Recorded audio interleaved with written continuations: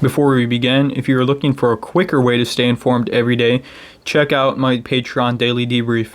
Every weekday, I cover the biggest headlines in a shorter format, along with the weather across major Texas cities and regions, a stock market update, and the biggest national, international, and local stories. If you enjoy this podcast but want just the plain highlights in about 10 minutes, it is a great option. Right now, you can get 50% off your first month with the code INDEPENDENCE. Instead of $5, your first month is only $2.50. If that sounds like something you would enjoy, I'd love to have you there. Now let's get started. Let me start with Tucker Carlson, because I think Carlson's story is actually the most important story in American politics right now, and I do not mean that in a good way. Last week, Tucker announced that on the Can't Be Censored podcast that he is done with the Republican Party. After 35 years of supporting it, after voting Republican his entire life, he is out. His reason is that the GOP placed loyalty towards Israel above loyalty towards the United States. And he's pointing specifically to the Republican support for Trump's military engagement against Iran. Marjorie Taylor Greene followed him out the door with some similar language, calling the GOP an America Last party. And a CBS poll dropped this week showing a majority of Americans want the conflict with Iran to end. And I want to be fair with Carlson for a moment, because I think the dismissive response from the right misses something. There are real Americans who are tired of foreign entanglements. There are real people who look at our national debt, our border, our fentanyl crisis, and ask why we are spending energy on a conflict overseas. That frustration is legitimate, but you do not have to be a Russian asset to be tired of this war. So I want to acknowledge that up front.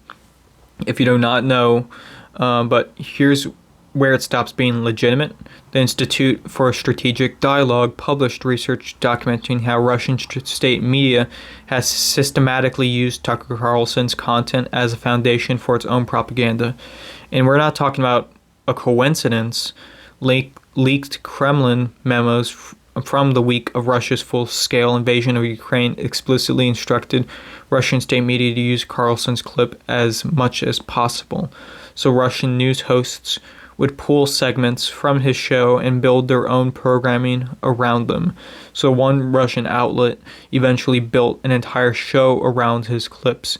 The ISD senior analyst noted that Carlson's work had been of extraordinary value to Russian state media, not because Carlson works for Russia, but because his message of division and polarization travels in Russia's direction and does their job better than they could even do it themselves. Now, I want to be precise here because precision matters. Tucker Carlson does not work for Russia. He is not a Russian agent, but what the evidence shows is that his particular brand of isolationism, his framing of NATO as the aggressor, his sympathetic treatment of Putin, his narrative that America should stay home and let the rest of the world burn, those positions are extremely useful to Moscow. So Russia's entire strategy is information. Space does not invent new issues just out of thin air. And it is to find real divisions in American society and make them worse. And Carlson is a division amplifier. And Russia recognized that before most Americans did. So now apply that same lens to the Carlson's GOP break. What does Tucker walking away accomplish? It does not strengthen American sovereignty. It does not reduce the federal deficit. It does not close the southern border. What it does is fracture the political coalition that is currently executing the most consequential foreign policy shift in a generation, which is putting real pressure on Iran. And the timing of this is not even subtle. Let me talk about Iran for a second, because I think Carlson's crowd has this backwards. The argument from the isolationist wing is that attacking Iran serves Israeli interests, not American ones. So let me tell you why that framing is wrong on the facts. The Strait of Hormuz carries roughly 20% of the world's oil supply. Iranian Revolutionary Guards have been attacking commercial vessels in the Gulf, including a tanker carrying over 2 million barrels of crude last week. An Iranian drone hit that ship and the United States responded with strikes on Iranian surveillance infrastructure, air defense systems, and communication networks. That is not any favor to Israel, and that is protecting global shipping lanes that the American economy depends on. Corpus Christi, my hometown, is an energy hub. South Texas feels oil price shocks directly. So when Iran threatens the Strait of Hormuz, it threatens the livelihood of people in the city. The IRGC-linked media is now openly saying Iran has no choice but to build a nuclear bomb. Think about what that means right now. Think about what it means. We are not talking about a rogue tweet from a low-level official. We are talking about state-adjacent messaging from the military wing of Iranian government. If Iran goes nuclear, the entire Middle East changes overnight. Saudi Arabia will pursue its own program. Turkey will have conversations it is not having today.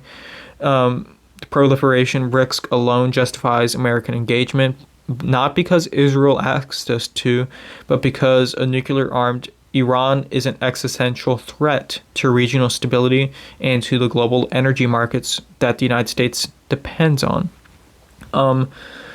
A major Republican, Theodore Roosevelt, had a phrase worth remembering here. Theodore Roosevelt said to speak softly and carry a big stick. The isolationist position at its core argues for abandoning the stick entirely and hoping that the world leaves you alone.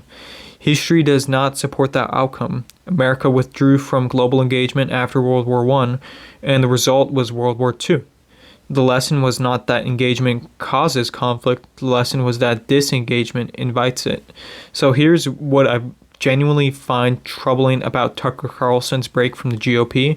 And I want to be clear that this is not a partisan defense of the Republican Party, because I have my own criticisms, but the Republican Party has real failures on spending, on border enforcement, on fiscal discipline. Those criticisms are warranted, but the specific argument Carlson is making, that supporting action against Iran is a form of disloyalty to America, and requires you to believe that American strategic interests and Israeli strategic interests are fundamentally opposed.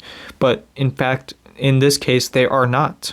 Both countries benefit from a non-nuclear Iran. Both countries benefit from having open shipping lanes in the Gulf. Both benefit from a weakened IRGC. The idea that one country's gain is automatically another country's loss is not geopolitics. It's a zero-sum worldview that Russia has spent decades promoting because it weakens Western alliances. I want to address the poll. Yes, a CBS poll shows a majority of Americans want the Iran conflict to end. I believe that poll. Americans are not wrong to want peace. Nobody is sitting at home rooting for a longer war. But there is a difference between wanting the conflict to end and demanding an immediate withdrawal before a strategic objective is achieved. Wanting peace is not an argument for the specific policy of pulling back now, but Iranian's nuclear program does not pause because American public opinion shifts all of a sudden. The IRGC does not stop attacking tankers because a poll says Americans are tired. The question is not whether you want the conflict to end. The question is what ending it on good terms actually requires. Now, for a second, let me address Zohran Mamdani briefly, because of the Tucker story and the Mamdani story are actually connected in an interesting way. So Zohran Mamdani is the mayor of New York City.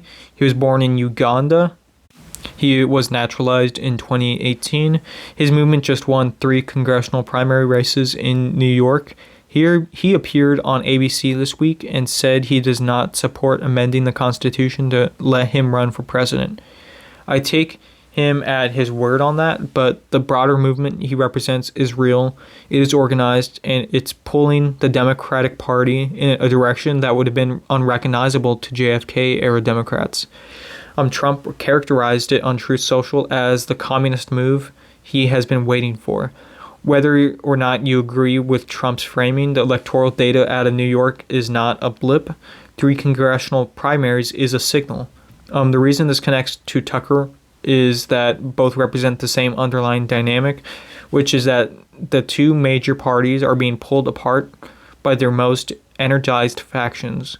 On the left, you have a socialist movement winning primaries in major cities. On the right, you have an isolationist wing declaring war on the GOP itself. Neither of those movements is building towards a more functional America. One wants to expand government beyond any historical precedent. The other wants to retreat from global responsibilities that took generations to build.